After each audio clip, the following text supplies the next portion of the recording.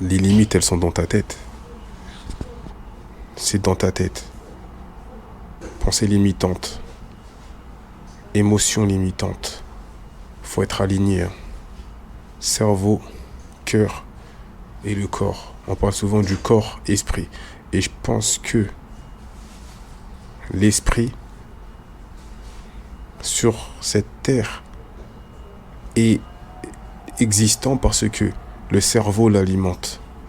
L'esprit, c'est alimenté par le cerveau.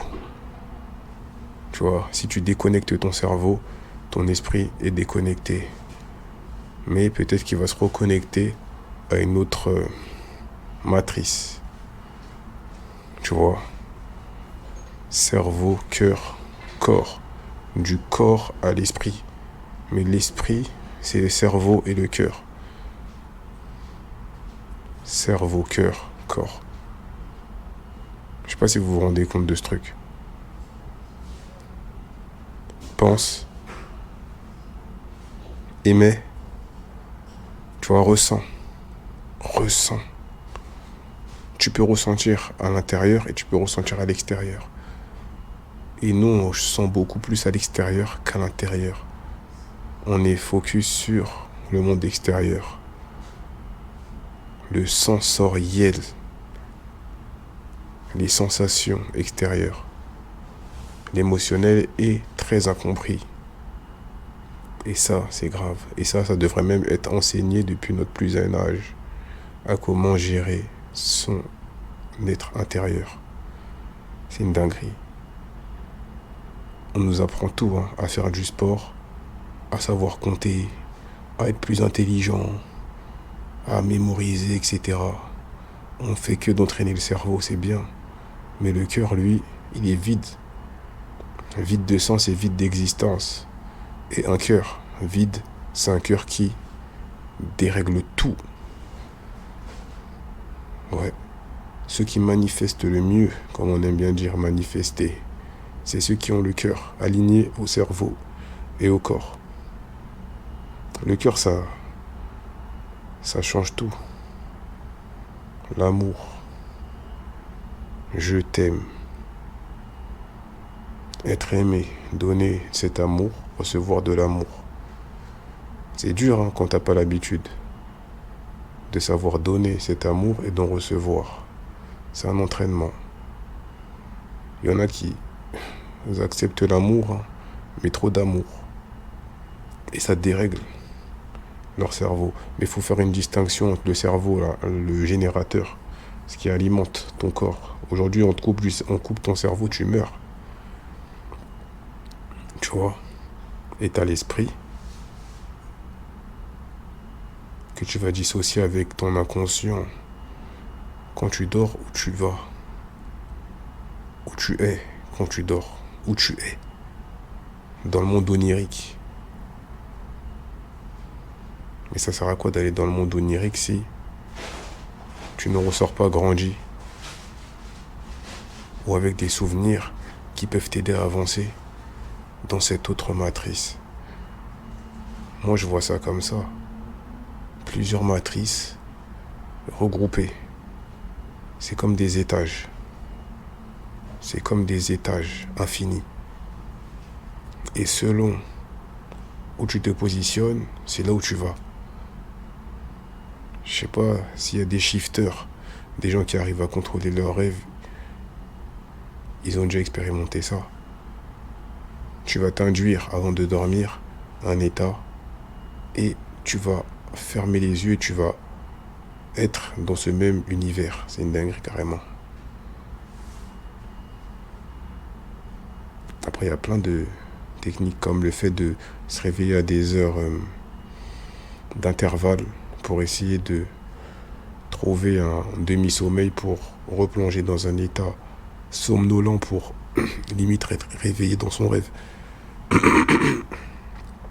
Et on a plein, ils font ce genre d'expérience. Et quand tu fais ce genre d'expérience, tu te rends compte que le corps, c'est que le corps. Et qu'il y a quelque chose d'autre.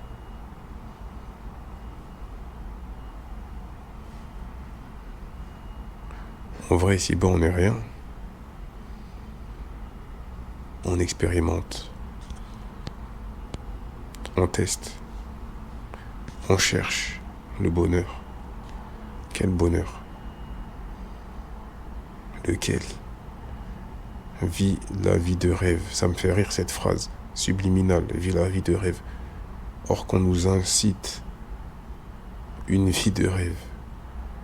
Et le pire, c'est que tu as vu la vie de rêve, mais t'es pas aligné pour cette vie de rêve. Tout est une influence. Beaucoup le disent. Je veux la vie de rêve. Mais c'est de quel rêve ils parlent? Le rêve qu'ils ont vu à la télévision? Le rêve des stars de la télé, c'est ça la vie de rêve?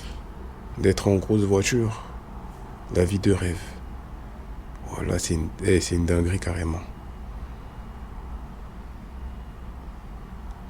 Je veux la vie de rêve. Mais ils se rendent pas compte qu'ils rêvent la vie de quelqu'un d'autre qui n'est même pas eux.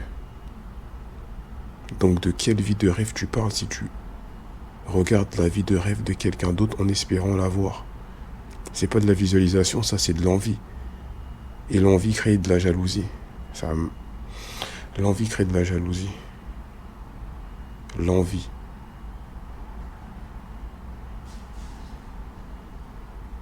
Pourquoi tu veux ce que lui, il a?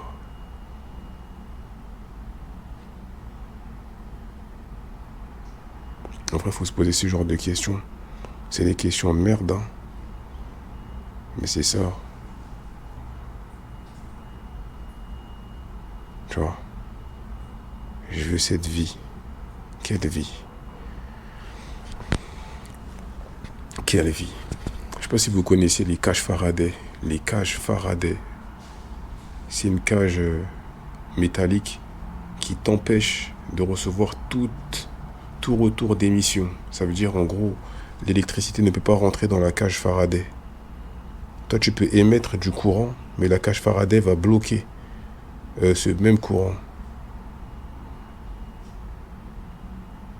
Là, maintenant, imagine-toi, t'es un humain et tes croyances qui sont limitantes et tout, c'est comme une cage Faraday. Ça t'empêche d'émettre. L'univers renvoie toujours. Hein. Quand tu émets, il renvoie. Il y a un retour d'énergie. Et maintenant, si tu vis dans cette cage Faraday sans laisser passer ton message, il ne fait que rebondir dans la cage Faraday. Sans même que ton message puisse être écouté. Comme j'ai déjà dit, on est comme des radios. Le cerveau, c'est des fréquences. Le cœur, c'est des vibrations. Et le corps, c'est la force, la vitalité. Ce qui nous permet de marcher, de nous mouvoir, etc. Et ensuite, tu as les sens extrasensoriels. Tu vois, l'intuition.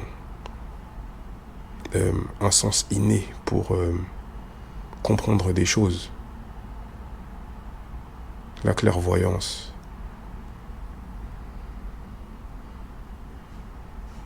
Tous ces sens qui sont inexpliqués pour l'homme, on ne peut pas les expliquer. On peut juste les vivre et les ressentir.